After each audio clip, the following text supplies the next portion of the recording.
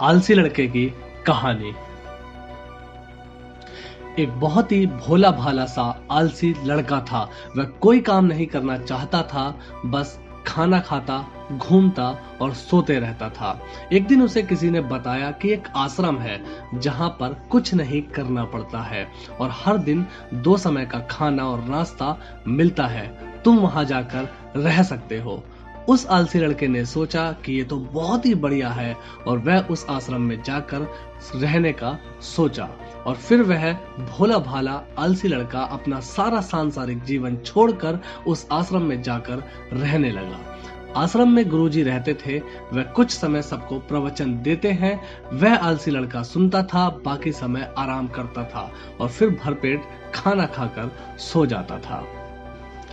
ऐसे ही उस लड़के का दिन गुजरता गया। एक दिन उस आश्रम में कुछ भी नहीं बना। नाश्ते के समय नाश्ता नहीं मिला और उसने सोचा नाश्ता नहीं मिला, भोजन तो मिलेगा। अब भोजन के समय भी उसे भोजन नहीं मिला। लड़का दौड़कर गुरुजी के पास गया और उसने पूछा कि आज भोजन क्यों नहीं बना। गुरुजी ने कहा कि बेटा, आज एकादशी है और जितने भी आश्रम के सदस्य हैं उन सब का उपवास है और तुम्हारा भी आज उपवास है। आज भोजन नहीं बनेगा। वह लड़का आलसी था और उसे भूख भी बहुत लगा करती थी। उसने गुरुजी से बोला कि मैं उपवास नहीं करूंगा, मुझे भूख लगी है, मैं खाना खाऊंगा। गुरुजी ने बोला ठीक है, जाओ भंडारे में से सामान ले करके आओ और आश्रम में नहीं बाहर ले जा करके बना लो, लेकिन याद रखना भोजन बनाने के बाद सबसे पहला भोग भगवान को लगाना और फिर तुम प्रसाद पाना।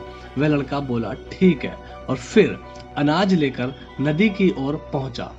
भोजन पकाने लगा, तैयार हुआ। उसके बाद कहने लगा कि भगवान श्री राम आइए, पधारिए, भोग लगाइए। अब जब उसे लगा कि भगवान तो नहीं आ रहे हैं तो फिर कहने लगा कि मुझे मालूम है आपको तो अच्छा खाने की आदत है, मैं बना नहीं पाया और मुझे अच्छा भोजन बनाना भी नहीं आता, लेकिन जो भी रूखा सूखा बना है आकर खा लीजिए। भगवान श्री राम उसकी सरलता पर बहुत ही प्रसन्न हुए और उस लड़के को दर्शन दे दिए। उसने देखा कि भगवान श्री राम आए हुए हैं और उनके साथ में माता सीता भी आई हुई हैं।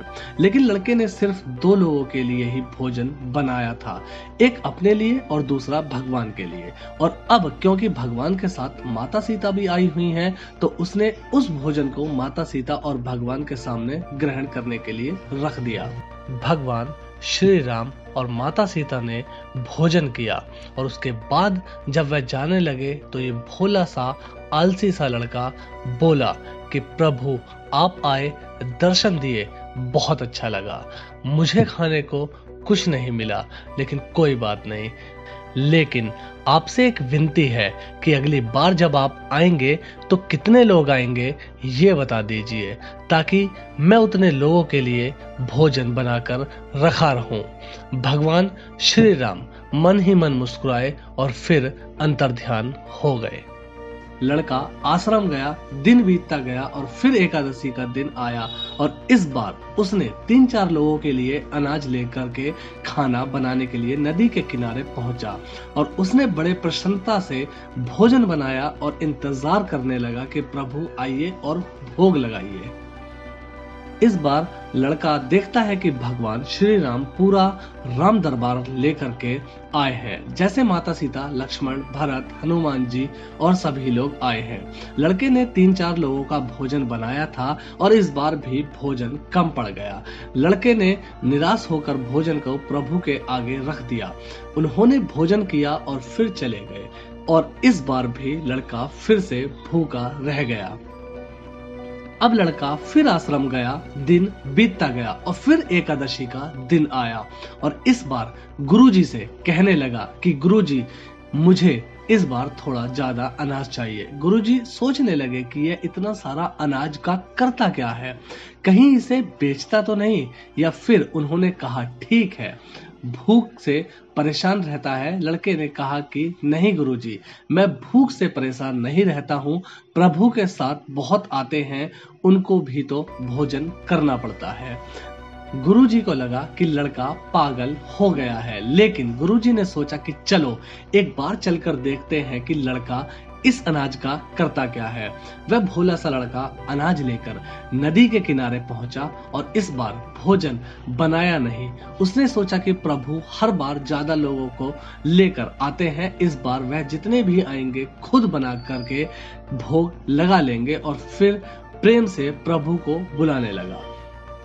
गुरुजी ये सब छुपकर देख रहे थे कि ये भोजन तो बनाया नहीं और प्रभु को बुला रहा है, लेकिन लड़के ने देखा कि इस बार प्रभु के साथ बहुत से लोग आए हुए हैं, तो उसने प्रभु के सामने हाथ जोड़ करके कहा कि प्रभु माफ करना, आप बहुत सारे लोग आते हो, मुझे संख्या पता नहीं होती और मेरी हिम्मत भी नहीं होती कि इतने सारे लोगों के लिए भोजन बनाऊं।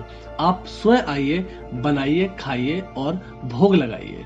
प्रभु मुस्कुराते हैं और अपने साथ आए सभी लोगों के साथ मिलकर भोजन बनाते हैं। गुरुजी ये सब छुप कर देखते हैं और फिर लड़के के पास आकर के कहते हैं कि तुम ये क्या कर रहे हो। लड़का कहता है कि गुरुजी, आपको दिख नहीं रहा कि भगवान श्री राम पधार चुके हैं, माता सीता आई हुई हैं, हनुमान जी आए हैं और सभी लोग आए हुए हैं, भोजन बन रहा है। गुरुजी ने बोला कि पागल हो गया है, मुझे तो कोई दिख नहीं रहा। लड़का गुस्सा हो गया और बोला, प्रभु आप ये क्या कर रहे हो? एक तो मुझे भूख लग रही है और गुरुजी को दर्शन नहीं दे रहे हो, तो मुझे पागल समझ रहे हैं, कृपया करके गुरुजी को दिख जाओ। भगवान बोले, नहीं, मैं इन्हें नहीं दिख सकता। लड़का बोला, क्यों नहीं दिख सकते?